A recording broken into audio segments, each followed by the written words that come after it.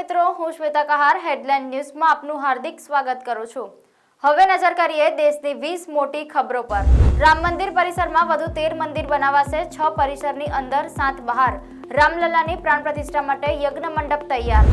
અયોધ્યાના મંદિરમાં શ્રી રામજીને એકલા ન રાખશો, રામાયણના સીતાજી। દીપિકા ચીખલિયાએ પીએમ મોદીને કરી ભાવુક અપીલ। કાશ્મીરમાં તળાવ થીજ્યા, શ્રીનગરમાં પારો -4.8 ડિગ્રી। ગાઢ ધુમ્મસની ચપેટમાં ઉત્તર ભારત, 5 રાજ્યોમાં પારો 6 થી 9 સેલ્સિયસ। સરકાર અને ટ્રક ટ્રાન્સપોર્ટ એસોસિએશનની બેઠકમાં લેવાયો નિર્ણય। હિટ એન્ડ રન કાયદો હાલ નહીં થાય લાગુ। ગુજકેટ 2024 પરીક્ષાના ફોર્મ ભરવાની તારીખ જાહેર। આજથી 16 જાન્યુઆરી સુધી થઈ શકશે અરજી। ગૌણ પસંદગી મંડળની પરીક્ષા ફી અંગે લેવાયો નિર્ણય। હવે પરીક્ષામાં માત્ર ઓનલાઈન અરજી કરી શકાશે। પોસ્ટ ઓફિસના ધક્કા નહીં પડે। ઘોઘામેડી હત્યાકાંડ, રાજસ્થાન અને હરિયાણાના 31 સ્થળો પર એનઆઈએના દરોડા। વડોદરાના વાઘોડિયામાં હેડ કોન્સ્ટેબલ વતી લાંચ લેતો શખ્સ ઝડપાયો। ₹70,000ની લાંચ લેતા ભરત જયસ્વાલને એસીબીએ દબોચ્યો। રાયકા દોડગામાં 12 ટ્યુબવેલ ખોદી 3.60 કરોડ લીટર પાણી મેળવાશે। 2.40 લાખ લોકોને થશે ફાયદો। વહેલી સવારે ભરૂચ, અંકલેશ્વર સહિત દક્ષિણ ગુજરાતમાં ગાઢ ધુમ્મસ નજરે પડ્યું। આસામના ડિસપુરમાં ધુમ્મસના કારણે થયો અકસ્માત, બસ ટ્રકની ટક્કર, 12ના મોત, 30 ઘાયલ। બસમાં 45 લોકો જઈ રહ્યા હતા પિકનિક પર।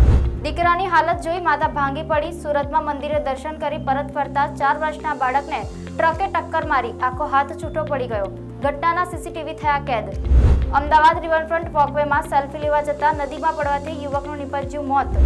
રાજ્યમાં ફરી એક વખત નશાના વાવેતરનો પર્દાફાશ। રાજકોટમાં 127 કિલો ગાંજો ઝડપાયો। સંખેડા તાલુકાની વિદ્યાર્થીનીઓ ખાનગી વાહનમાં બેઠી ને નરાધમોએ કરી છેડતી। જીવ જોખમમાં મૂકી ચાલુ વાહને લગાવી છલાંગ, 2 વિદ્યાર્થીની ઇજાગ્રસ્ત।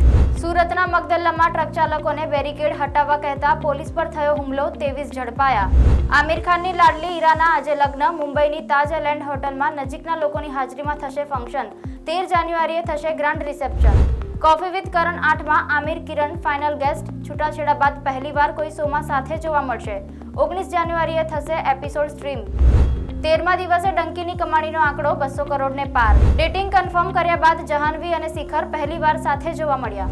તો આ હતી દેશની 20 મોટી ખબર। તો જોતા રહો ગુજરાત હેડલાઇન ન્યૂઝ।